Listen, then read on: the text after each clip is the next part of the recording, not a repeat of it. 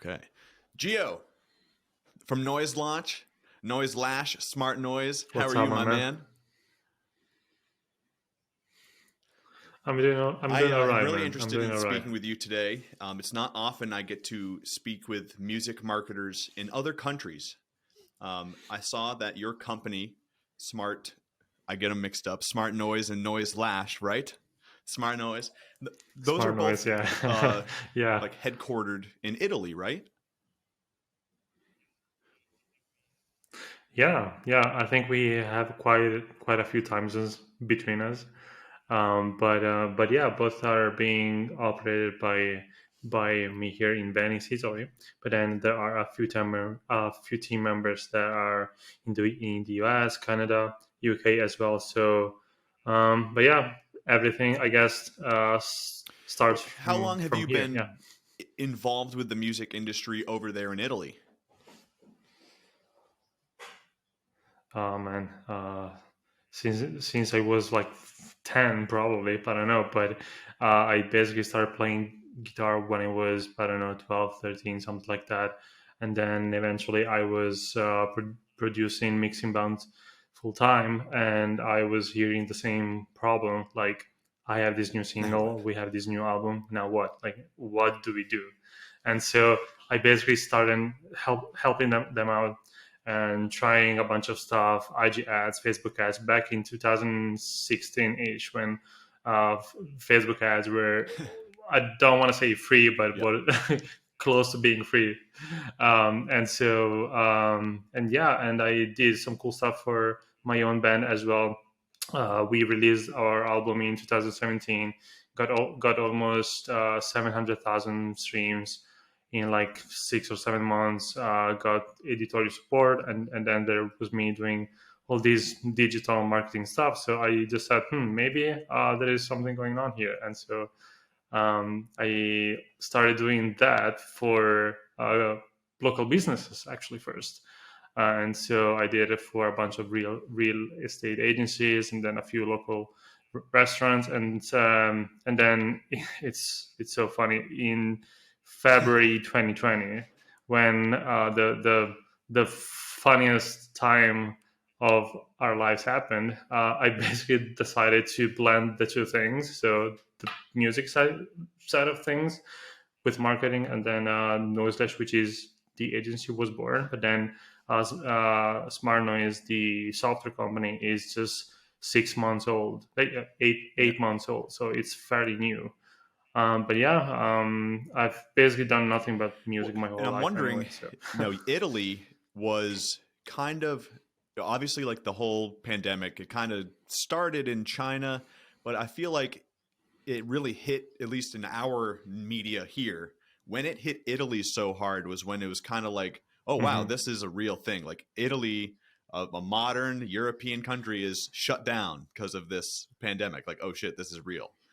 What was it like being in that situation where you Yeah. were kind of like the first or second ones in line for this unexpected journey? What was that like in February through like April? What was that like in Italy? I mean, dude, it was a complete chaos, honestly, because there were some countries that were taking the COVID thing a little less serious, I would say. But apparently here they took things really, really serious, and so they basically shut down everything, and I mean everything, except for like hospitals and like really essential places. But in like February, so pretty much immediately, and so it's also funnier because I was going through this sort of, I would say, career path change where I was going from mixing bands full time to doing this marketing stuff, and at the same time, it's even funnier.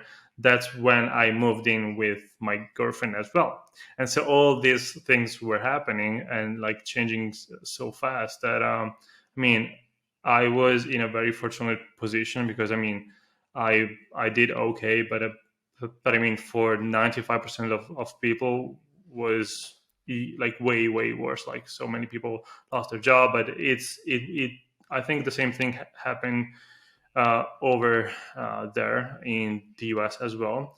and so we just Yeah. experienced it I first, I I think guess. you guys did kind of like experience it first, at least in like the window that we were looking through. When it hit Italy, that's kind of like when it became a big deal. I remember when it got to the States, when I thought it was a big deal was when they shut off the NBA, like right before a game started. They were like, we need to Mm. cancel this. Somebody here has COVID. We got to get out of here. And then, like, that was like the day for me where I was like, oh, whoa. And then, like, it was right around this time of year in 2020. And then they canceled the March Madness, like, basketball tournament, which is like this huge $5 billion money making machine. And they canceled it. And I was like, oh, this is real. And went home and just stayed with my parents for a couple weeks, and that's actually coincidentally is kind of when I got really 2 feet into like music marketing. Was right around that time at the end of 2019. It was like what I was doing full time, but when COVID hit, it was like all these musicians Yeah. who used to have all these other outlets, touring, um, you know, recording a ton in their studio, maybe like any sort of way where all of a sudden the normal music business was completely no longer available for indefinitely. Is that when, Yeah. like, did you jump into getting more involved with music because all of a sudden there was a lot more opportunity to do so, or was it kind of like a coincidence? Yeah, I know. Honestly, man, it was really random, to be completely honest with you, because so Noislash was official in February, March of 2020, but I sort of unofficially started doing it in October 19 ish, and so I wasn't even planning this whole thing. It just happened to be at the time where also everything shut down, and also most music artists were relying on tours and other outlets, like you were saying, that I just happened to Yeah. do that Well, stuff I too. think So it's really interesting.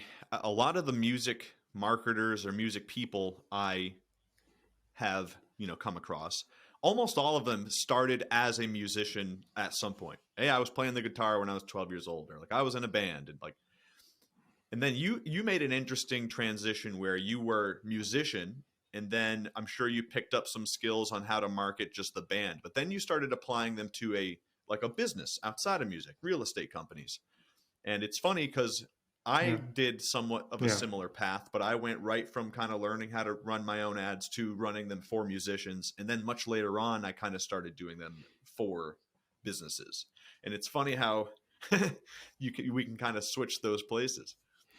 Yeah, man. I think this is something that a lot of people experience, and in what I've done, I've always been the kind of person who was simply trying a bunch of stuff because I just genuinely like a bunch of stuff. I like trying different things, and so I just it was very natural to me. And I think the biggest sort of turning point for me was when I stopped trying to think about, oh, I need to stick to just one thing. I need to just stick to one thing, because that's true for a lot of people. And I think just doing one thing is what most people should do anyway. But thankfully it has worked for me, because it's even funnier, because even before this Noislash thing, I actually sold a few products Sure. on Amazon USA for like 5 months. That was just me like trying a bunch of stuff, and yeah, man. Thankfully, it turned out okay. So yeah, but I think I would never stop like trying a bunch of different things, because that's usually what leads you to discover the thing that you like the most. Because if I didn't try Facebook ads after I was mixing bands, and if I didn't try to run ads for ecom brand and get them to like 0 to 50,000 euros in sales in 3 months, I would have never thought, oh, okay, maybe I can combine the two things and actually do these sort of marketing things for music artists, and especially in music. I think it's fairly important, and I think you can agree with me that when you come across as, oh, I've never done music in my life, I have no idea what it means to go on tour and stuff like that, but now I'm gonna teach you, and I'm gonna show you how to market your music. I think you can still do that, because if you talk with like a random huge business person, I think they would have great insights on how you can grow like a music business as well. But in storytelling point of view slash personal point of view, if they know that you also experience what they've experienced and what they are also experiencing right now, I think it's just better for everybody, honestly, because they can relate to you and you can relate to them. And so I think it's yeah, really I think important. that's fairly I important. think because it's almost like, to a degree, you can be like a Facebook ad whiz in general. But if you know what it's like to be the Yeah. musician after, like before the point where you're setting up an ad, it absolutely has a ton of value. I know a lot of the value that I think I have seen come out when I'm dealing with musicians is a lot of time, like, it's almost like I know the language that the musician is speaking. I've been in their shoes. So now that I happen to be more involved with digital marketing, let me just like make this make sense in their language to the musician. And it's interesting when you have that actual experience that's not based on some theory or not like regurgitated tip that you've seen on YouTube. Like you can actually be like, oh yeah, I've been in a similar situation. I tried these two things. This one didn't work. So how about we try this with you? And part of that, like all of that experimenting that kind of led you to trying Facebook ads and trying these new things and ending up where you are. Do you try to get that approach across to the musicians as well? Like, hey, we got to try 5 or 6 different things here. We got to find what works. Yeah.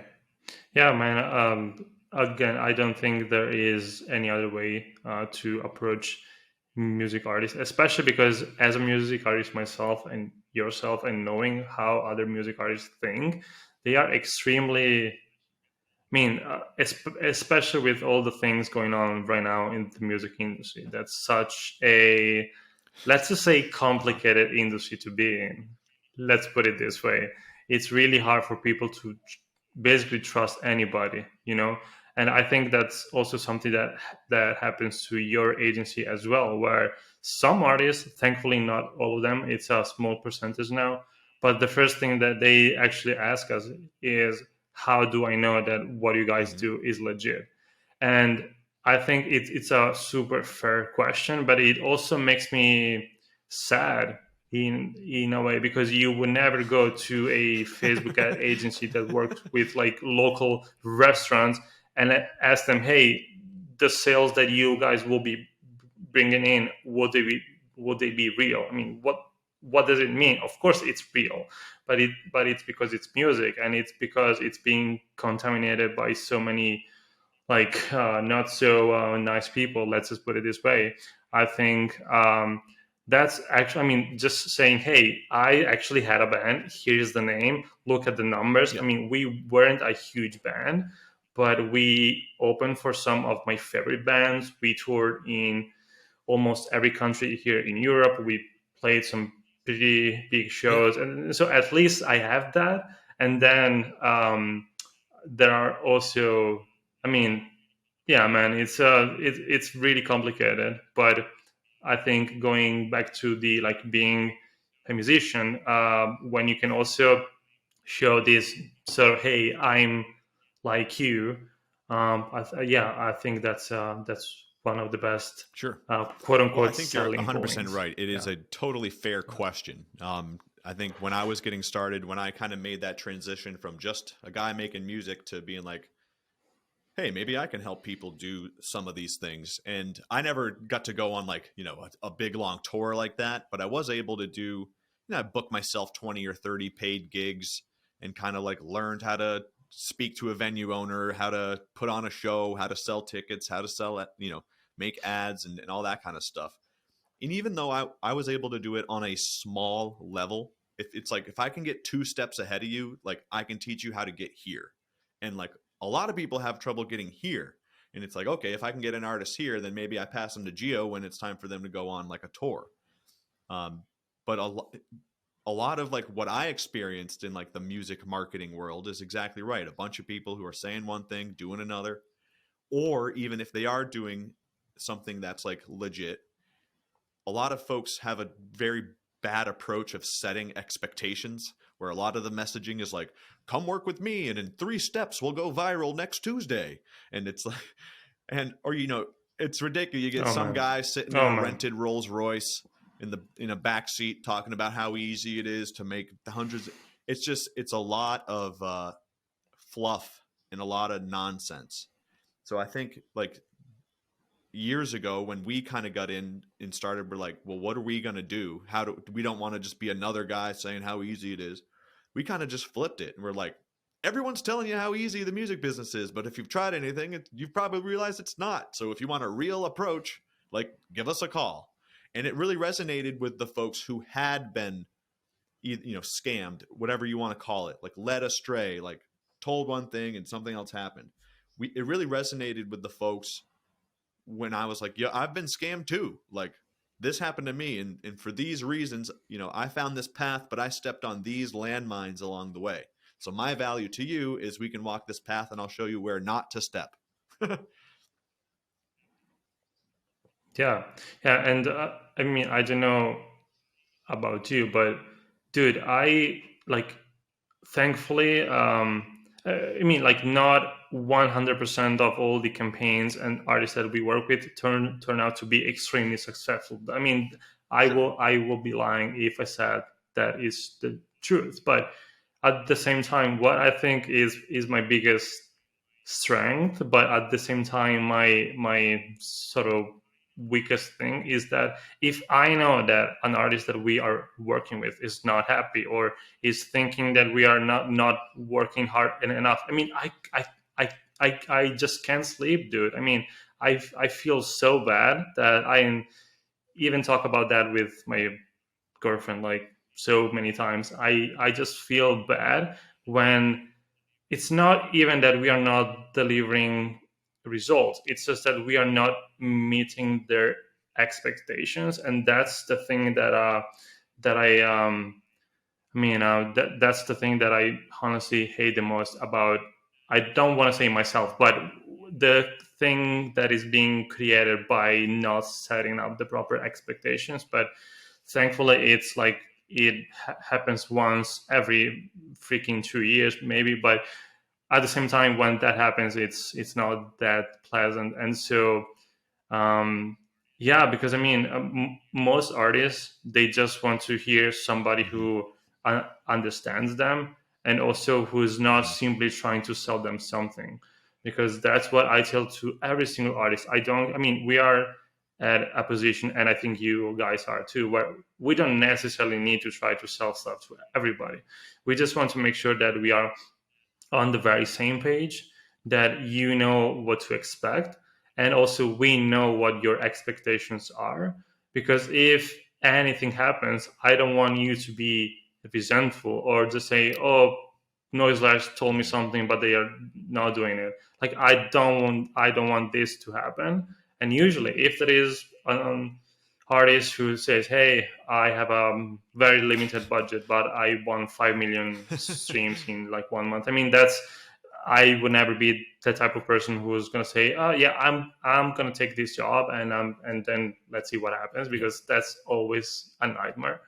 And I even had, and I'm not ashamed to even admit it, like we even refunded a few artists that we thought that we set up clear expectations, but it turned out we didn't. And so instead of just continuing, we just said, hey, we have done some work, we spent some money on ads, but hey, here is your money back, and let me help you find the best solution agency person for you, because That's ultimately what the artist was looking for anyway. And so I think that's a win for everybody because you get to keep a person happy, which I think is the most important thing. And they also can find something that works for them because de novo is not going to work for everybody. Noise Light Hmm. is not going to work for anybody. And so I think, yeah, that's I think you're definitely 100% right. key. Yeah. Setting expectations is hard. Um, and I think what's interesting is a lot of these musicians, they see what they can now determine to be maybe artificial, you know, get 50,000 streams for $12 or something like that. But it still comes Yeah. when they're trying to set what their expectations are. Okay, hey, if I spend $500 with Noise Lash, it's going to do. I'm expecting it. Well, if I can get 50,000 streams for $20 over here, well then, man, I better get 200,000. Or what is this? You guys are taking me for a ride. And it's interesting when sometimes you have to be like, well, look, like music is sort of like any other business. If I'm running a shoe store, how it's not I can't expect to spend $40 on a Facebook ad and sell 1,000 pairs of shoes like right away. Like any business is going to require a decent amount of money to get a decent amount of attention. Music, no different. If anything, it's harder. So there's so much messaging about how easy the music industry is if you just have this 3-step program for $19 with me, that when they are talking with someone who's trying to set realistic expectations, sometimes there's like a little bit of like butting heads where they expect so much because they're being told how easy it is, but that's really not the way like it is. And more power to you guys for trying to set the expectations as much you can at the beginning. And if they still like have a problem, then like being willing to refund and still help is so key, because there's so many other companies that would just go silent, take the money, disappear, and that's that. And then it's another scam, right? No, dude, the what I want to do is being able to sleep at night and just knowing that even if I mean we are probably not the best music agency ever. Yeah. I mean, let's admit that. But we have a shit ton of really good case studies anyway. But we are probably not the best ever, you know. But if I know that we treated artists respectfully and we didn't try to like sell them the moon and under deliver, I'm good. I mean, I can sleep well at night. I don't need to make billions from that, and that's it, man. Yeah, I think if you can find a good balance between like trying to put food on your table, but at the same time being respectful to artists and also deliver good results. I mean, Yeah, I that's agree. the best And I life think ever. musicians know each other. And if we were both in here Mhm. promising the moon and under delivering, sooner or later, people are not going to come back and work with us. I think a good telltale sign of really any advertising company in or outside of music is, do folks come back and work with you twice or 3 times? Because even if it's like, okay, hey, look, one time, we've worked with a ton of artists once where maybe that's all they wanted. One, they just wanted to have a conversation with us, get put on the right path, and that's it. Others, there are some who want to have a meeting every week and they've worked with us for a year and a half. But being able to find that fit and not pretend like you and I we're the most talented music marketers on the planet. Like, if we lead with that, if we lead with I can get you the moon and then we don't deliver, even if it's like, if look, I think I can get you 1 million streams, if I get you 700,000, like that's still a big win, but I set improper expectations and now you're going to be unhappy with me and try to find someone Oh yeah. else. So that like repeat customers is a really good sign. If you're a musician looking for an agency or some sort of marketing partner, try to figure out how many people work with them repeatedly. Not one time. Exactly. And oh yeah, they Exactly, said man. they were going to do this. It was okay, but they were kind of rude. I didn't feel respected. They didn't understand me. That all goes into things outside of just my streams went up this many.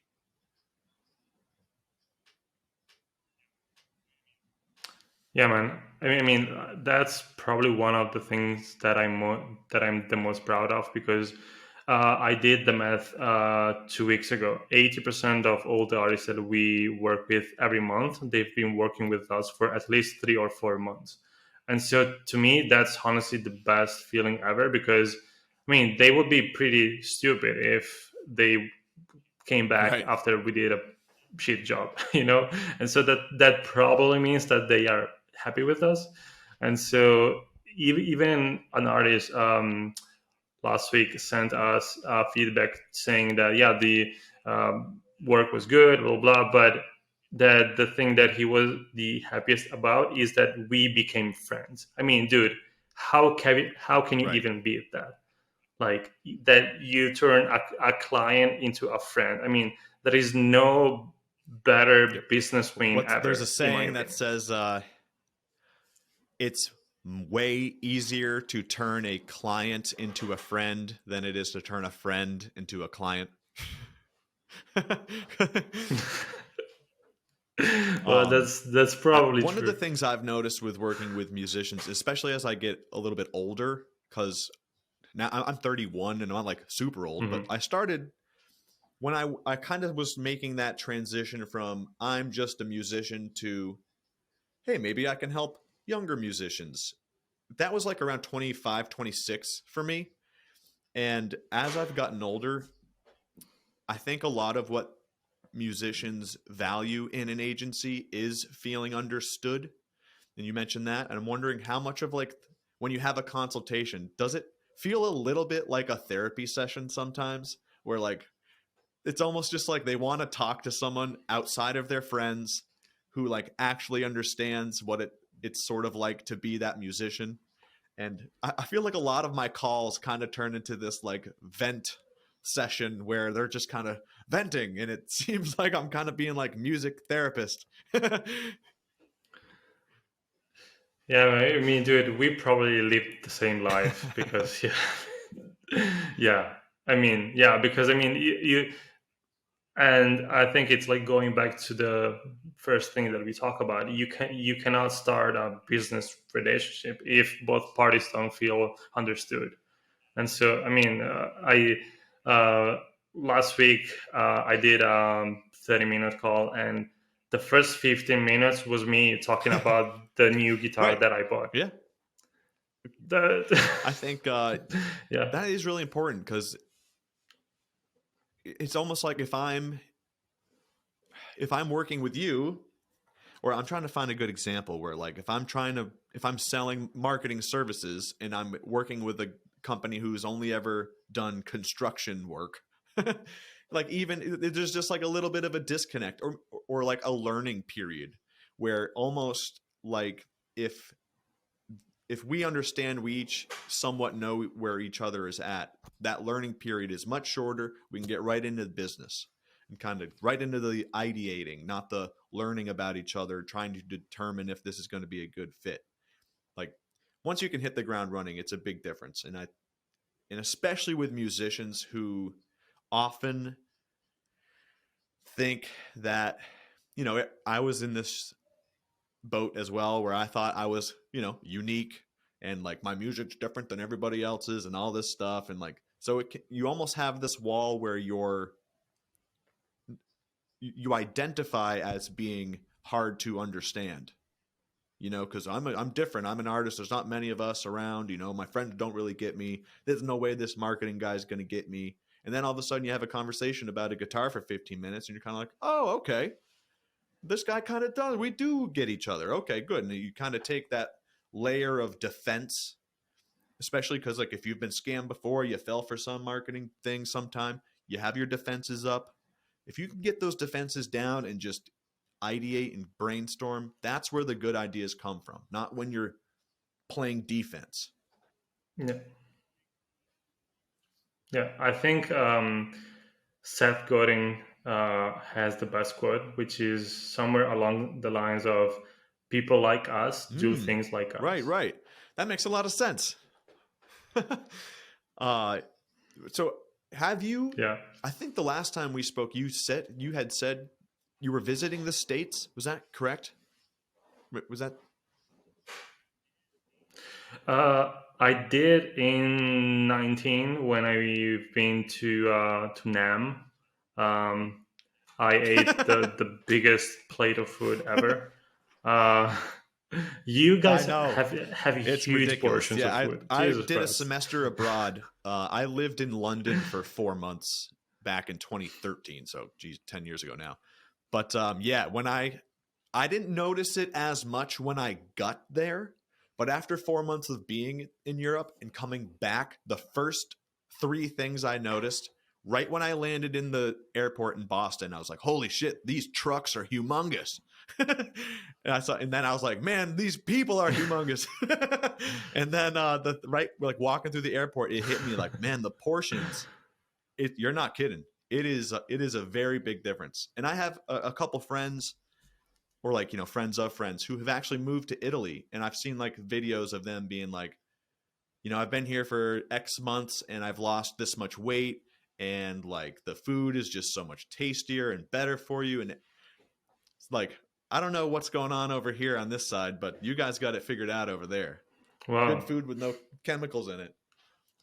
I mean, I mean, there are a shit ton of things that we haven't figured out yet, but probably food is the thing. Is the only thing that You we guys have got some really on great point. food. Probably. Um, Yeah. But no. I mean, I was planning to go there for some business stuff, but I mean, it's a yeah, 12-hour flight for me, and so it's not over. I mean, I don't like flying a lot, honestly. yeah, uh Jet lag sucks so bad for me, and so I'm like, should I really yeah, go there? I don't know, but maybe. Yeah, especially because there are some sort of business opportunities that we are trying to cultivate in the US, not so much for noiseless, but for smart noise. So that's probably a good reason for me to yeah. eventually go there, but Um, who are knows? most of your clients based in the US, or do you work mostly with artists in Europe? Yeah, no, man. I would say it's 90% artists from the US and Canada. And it's weird, man. Like, I didn't voluntarily decided that I was just going to work with people from the US. But when I started Noiseless, I just said, um, since I've always been a kind of guy who liked to meet a bunch of people, and even five years ago, I had a lot of friends online from the US, Canada, and so I just thought, let me just go there, because and Yeah, it's also one of the biggest markets anyway. uh, Even though Europe is an amazing market, both for touring, both for selling merch, both for pretty much everything. But I just said, let me start there, and then eventually maybe I will find a way to also come back home and do some stuff here, which I started doing like 5 6 months ago. I started doing a bit more work here in Europe and also here in Italy, but it's sure. still Do mostly from you the US anyway. Are there any like very noticeable differences between an artist in the US and say Italy or the UK or something? Or is it kind of one of those things where like a musician from anywhere knows what it's like to be a musician, whether you're from New Zealand or UK or Chicago? Yeah, no, man. I think when you're talking about like sort of, I don't want to say first world countries because it sounds like Sure. Uh-huh. The other sort of ones? demeaning towards Yeah. other countries, but I would say, yeah, but I would say like Sure. the top English countries. Okay, it's very it's a very common ground for pretty much every artist. I think if you are talking of maybe the music scene in Central Africa, maybe, then it's probably different. But when you're talking about artists in Italy, in the US, in the UK, I think it's all they all experience the same thing. Honestly, Sure. they just want a bigger fan base, and they just want to live off of music. That's pretty much it. I mean, that's the uh, common ground, and I don't see many That's a really differences, good point. I honestly. think it is like that common ground is if even if, if somebody's speaking broken English, like you might be able to connect over the guitar and kind of just play a little bit and find that common ground. Um, do you find that, say, if you are working with artists in different parts of the world, or say their audiences are in different parts of the world, do you find that for whatever reason, hey, Facebook ads work way better in France than they do in the US, don't know why, or is that also kind of across the board where like it is what it is regardless of? Yeah, no, dude. Yeah, that's something that I've noticed so many freaking times, that when we work with an artist who have a really specific audience, say just in Italy, just in Germany, sometimes it's harder. Um, I'm not entirely sure why. When it comes to Facebook ads, it's probably because the pool of people is not that big, and so there is not so much data can Facebook basically can tap in and find the people who are more likely to convert. And so I think when you are trying to appeal to an audience in a very specific region or country, I think you need to be extremely specific. Like for instance, we are now working with an artist from France and he just wants to basically focus on France. And I mean, yeah, we are finding it difficult. Honestly, we are having issues finding the like a really good cost per conversion, cost per click, blah blah blah. And I think it really comes down to the type Mhm. of content that you put out there, because I think when it comes to like a specific country or market, I think what really works is if you can, you need to be really good at creating the connection between you and the audience. So having like a specific call to action for people in France, having the I don't know uh, Mm. France flag on your video as an emoji, for instance. Like all these things can eventually help you to get closer to the audience, which is something that I haven't seen sort of being necessary when you appeal to a worldwide audience or to like 10, 15 countries. And so, Yeah. Well, that makes a lot of sense. I mean, yeah, even in the States, the market in New York might, like, they might have a totally different sense of humor than the market in Tennessee. So even like you said, the yeah. content's got to kind of match who you're aiming at. And if I'm over here and I just think I might have fans in France, but I'm using a video that's really aimed at people in Nashville, it's probably not going to play well. So you have to know what, or at least have an idea as to what you think the audience is looking for in each market, and then kind of like initially start out with an experiment where, say, you A B test a couple pieces of content to like affirm or deny your assumption at the beginning. Wow, content, this video worked a lot better because it had the flag in it. And these other things, like this one's working better. Now we can, instead of doing both, we can go more all in on the one that we are seeing work. And I'm wondering, like, at the beginning Yeah. of, like, say, trying to break into a new market, do you approach it with, like, when you're trying to set that expectation, do you do it in a way where it's like, hey, look, I think we're going to be around this ballpark? Or do you come right out and say, like, we've never promoted in this market specifically, we don't necessarily know how much it's going to cost, the first challenge we're going to have together is determining what these costs are going to be? Yeah.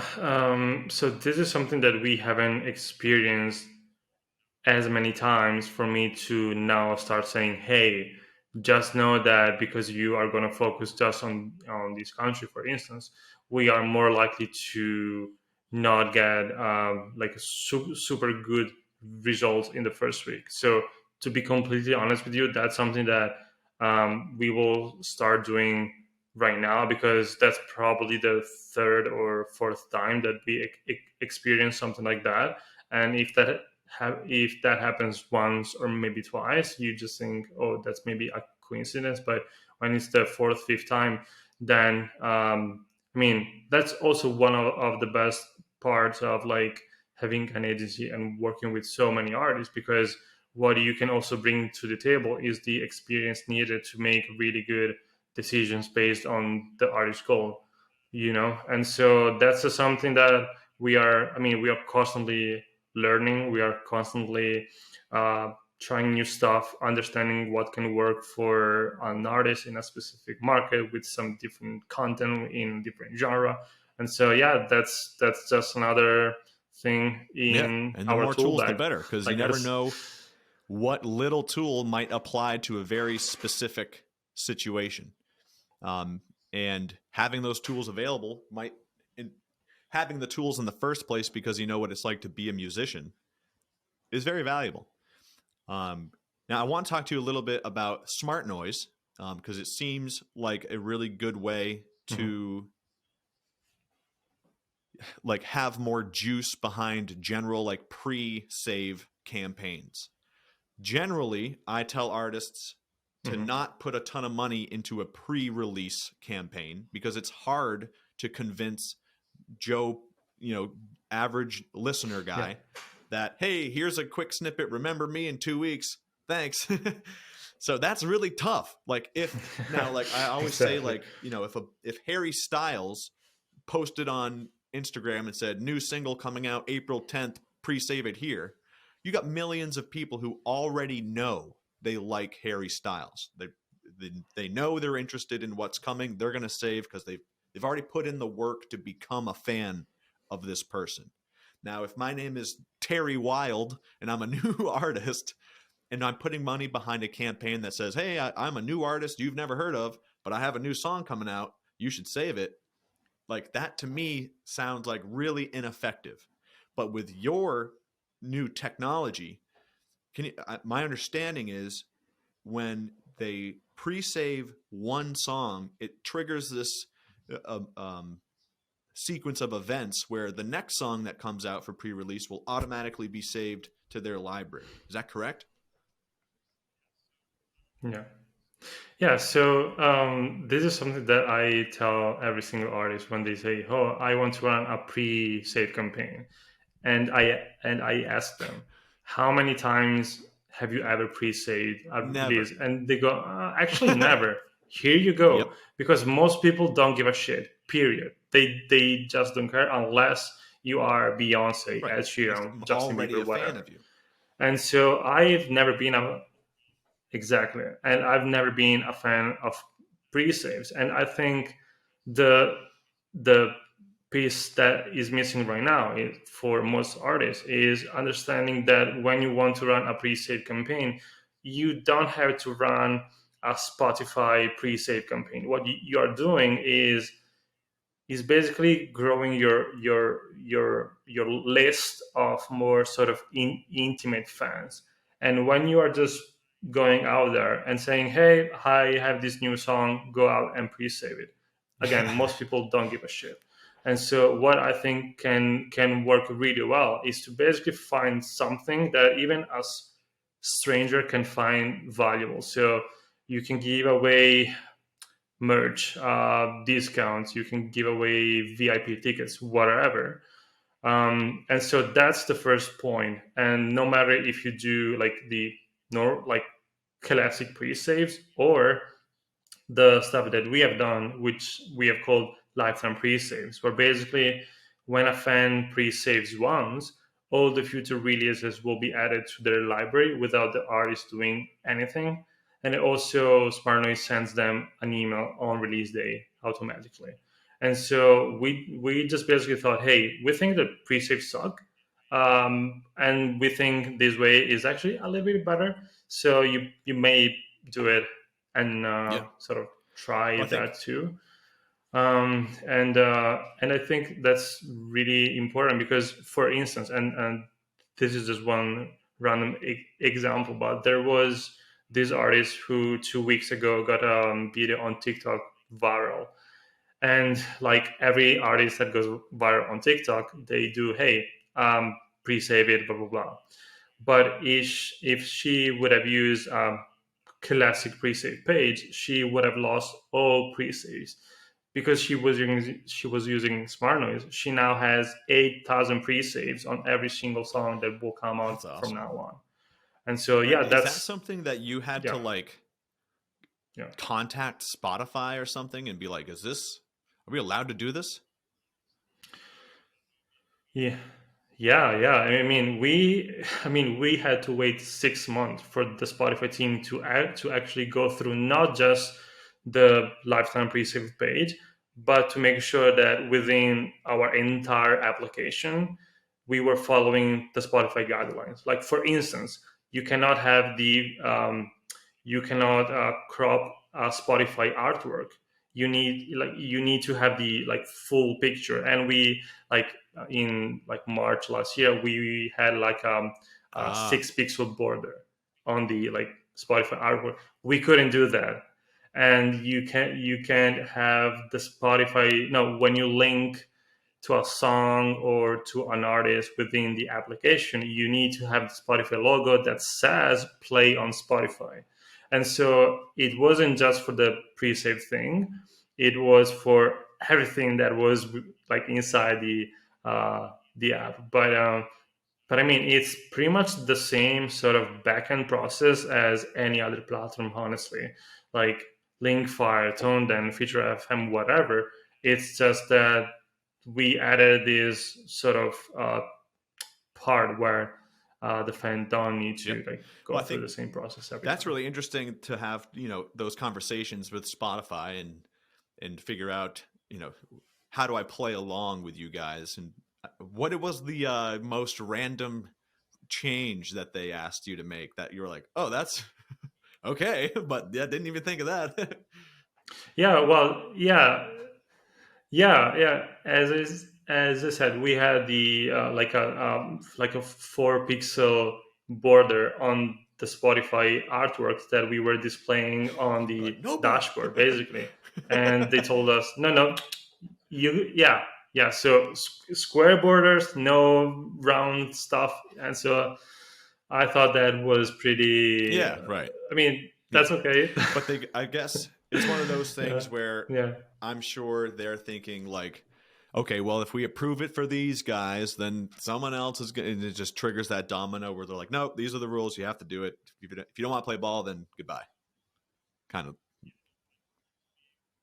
Yeah, I know, but to be completely honest, I was somehow happy that we had to go through this whole process, because that also means that if other people Ah, want to do the same thing, the the the bar right. is set extremely high. And so I was sort of okay, that's a pain in the ass, but at the same time, it also means that it's going to be hard for other Yep. people to do the same A thing as tougher well. barrier of entry, So and now you have somewhat of a relationship with a team at Spotify, and that's valuable.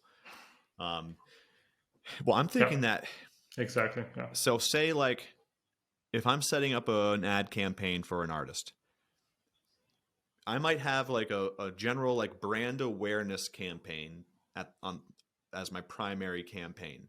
But then say if that's a video or if somebody ends up following the page, then if you follow the page or have watched, 40% of this video, run the campaign to say, hey, you are interested in my new stuff. Here's the pre-save. Because then you can kind of limit it down to like, I got you somewhat interested. You checked out my page. Here's my offer. And or have you been seeing great results with just like right out of the gate, run this at new folks? Yeah, no, I think the warmer the audience, the less of an Mm, offer you have to make them. So if they are fans who have been following you for like 5 years, you might have to just tell them, "Hey, there is this new song. Go and pre-save," because they probably care. But 99% of people, like mostly cold audiences, you have to find something that is going to appeal right. to people who never heard of you. And so this is go back to us saying, if you just say go and pre-save it, they just don't care.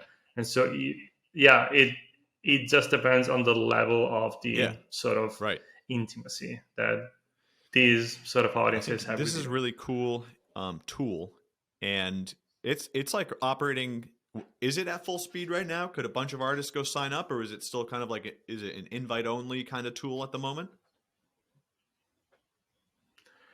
No, it's sort of invite only, quote unquote, just for labels, agencies, because it's going to be eventually more of like a B2B type platform that is going to be more appealed to, yeah, to just music professionals, music companies. But now, yeah, there is a free trial, no payment method required, so Awesome. you can just Have play with it. Yeah. you had any like musicians who have signed up for this that you were like, whoa, this person's using it? Like maybe that was a non-client. Uh, I mean, not like huge artists, but some pretty big artists for sure. But what's even more exciting is that we are in the talks with one of the biggest record label in the world, and so I can't say the name unfortunately, but I'm honestly super excited about that.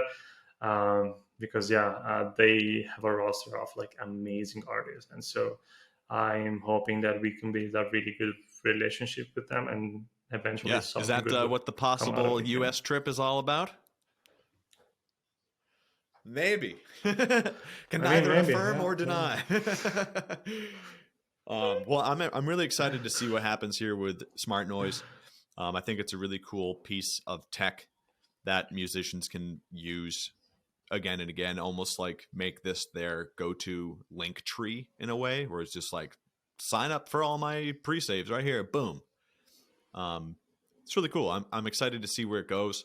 And if you do come stateside, and if you make it anywhere near North Carolina, let's have lunch or something on the house. um, Oh yeah, absolutely, man. We should definitely yeah, meet, me, you, and Mark. that'd be a lot of fun. We And should definitely hang out. I'm trying to put together some sort of Europe trip with my girlfriend, and her and I have both been to Italy, but it's been a long time, and I haven't been to Milan, so I might take you up on a some like red wine and pizza or something. Venice, I even mean, better. Venice actually, which is even better, honestly. Okay, I mean, dude, yeah, I think yeah, Milan is fairly overrated. If you need to, yeah, I think you should just go to Venice, Rome, and pretty much cool. everywhere I in went the to south of Rome. I Italy. was only there for like 4 or 5 Yeah. hours, so I can't really say I like explored. I was like, I got dropped off Wow. there before a flight, and they're like, "All right, you got 5 hours before your flight," and I'm like, "Okay, sweet," and I like walked around a Okay. little bit. Okay. Um, but yeah, I also went to Naples, which was like an interesting area. Hmm. Yeah, I think I yeah. know what you mean, I and actually yeah, I have yeah, this I was yeah. like day I know drinking what you mean. with some of my friends back in the day, and we were walking around. Some Italian guy, had a big table, and he was selling like knockoff Zippo lighters. And he was talking with one customer, and I kind of like drunkenly picked one up and kind of and played with it for a quick second. And he started yelling at me in Italian with the da da da da da da. And I didn't know what the hell he's saying. Yeah, right. So my The drunk, hands dumb American gestures, ass, yeah. I literally said to this man, "Bibbidi boppity boopity," and walked away. Oh my god. He is Oh, he probably because remembers I'm just sitting the there whole like thing. kind of like, oh, he's yelling at me. He wants me to put the Zippo down, but just like, yep, bibbidi boppity boopity. Probably, yeah, but yep, tell that story to this day. So that's what my I was only like 21, Yeah. so yeah. So Oh that guy yeah. probably has a That's picture fine. of me on his wall or something, and he throws darts at it every day. Oh Probably. man. Probably, Well, yeah. Gio, I really appreciate you coming on and doing this All with right. me. It was great talking with you. Is there anything Absolutely. that like I didn't ask you that you want some of these listeners to know? No, man. I think we covered a lot of interesting stuff. I think we should just keep doing honest, Absolutely. transparent, Well, good if you're a work, musician and that's looking it. for a marketing company, check out Smart Noise, check out Noise Lash, and they got some great tools for musicians. And Gio, thank you very much for joining me. I hope to talk to you soon. Thanks a lot, man. That's it. Hey, And check it's Nova about too. finding the right They are fit, right? I really have cool no guys. problem saying like if we're not a fit, go to Smart Noise and vice Exactly. versa, I'm sure.